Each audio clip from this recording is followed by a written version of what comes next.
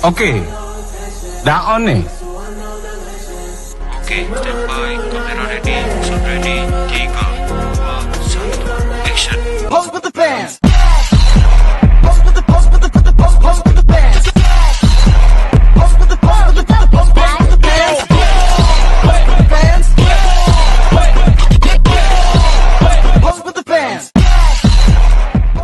Assalamualaikum warahmatullahi wabarakatuh.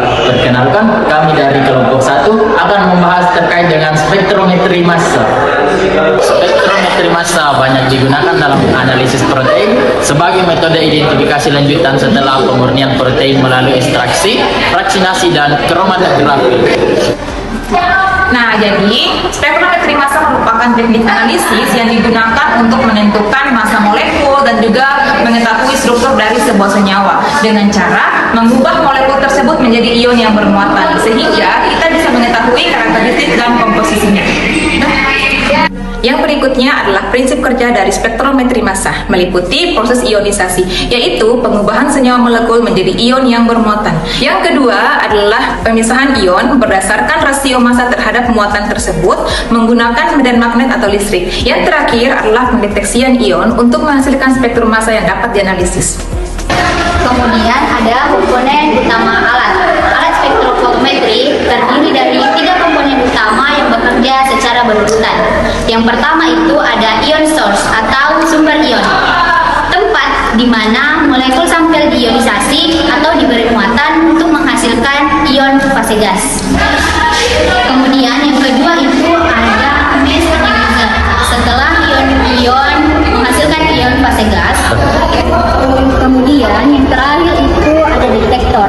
Setelah dari mass analyzer, kelompok akan masuk ke detektor, di mana detektor itu berfungsi untuk mencatat dan mengukur kelimpahan yang telah dipisahkan.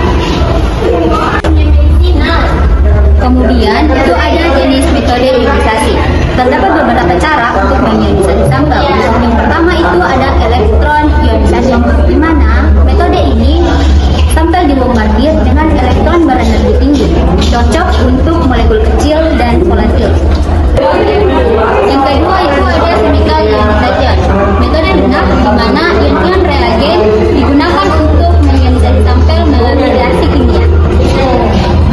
Bagaimana yang ketiga ada MALDI atau matrix acid laser dissolution atau ionisation, metode lunak yang menggunakan laser dan matriks untuk mengionisasi molekul besar seperti protein. Kemudian yang keempat itu ada ESI atau electrospray ionization, metode lunak yang menggunakan semprotan halus dengan tegangan tinggi untuk mengionisasi sampel dari larutan cair.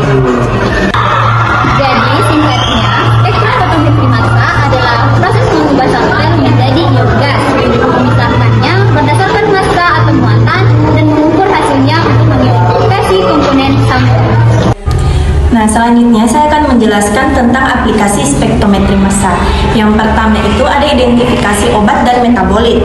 Nah, di mana spektrometri massa ini digunakan untuk identifikasi obat dan metabolit karena kemampuannya untuk mengukur massa molekul dengan sangat akurat dan mengidentifikasi strukturnya melalui pola fragmentasi. Nah, semua ini dengan sensitivitas yang sangat tinggi.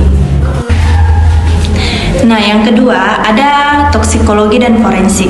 Dalam konteks toksikologi dan forensik, tujuan utama analisis adalah untuk mendeteksi, mengidentifikasi, dan mengukur kadar zat asing atau xenobiotik seperti racun, obat, dan bahan kimia beracun dalam sampel biologis seperti darah, urin, atau jaringan.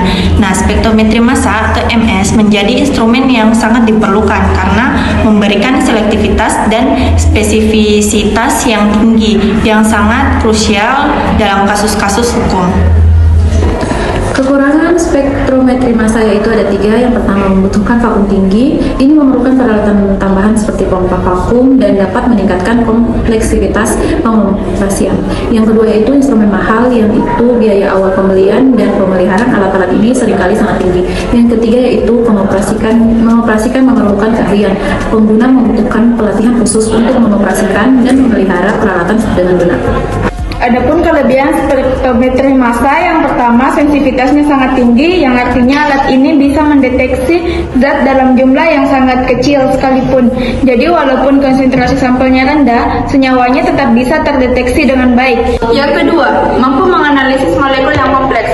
Spektrometri massa tidak hanya bisa mengenali senyawa sederhana, tetapi juga senyawa yang strukturnya rumit. Bahkan alat ini bisa membantu mengetahui bagian-bagian penyusun molekul tersebut. Yang ketiga, akurasi massa yang tinggi. Spektrometri massa dapat mengukur massa molekul dengan sangat tepat.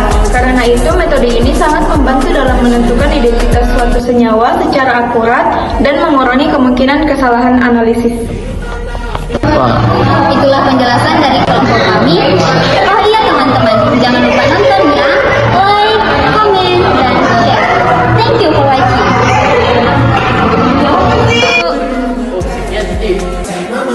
Satu, dua, tiga. Sekian dan Terima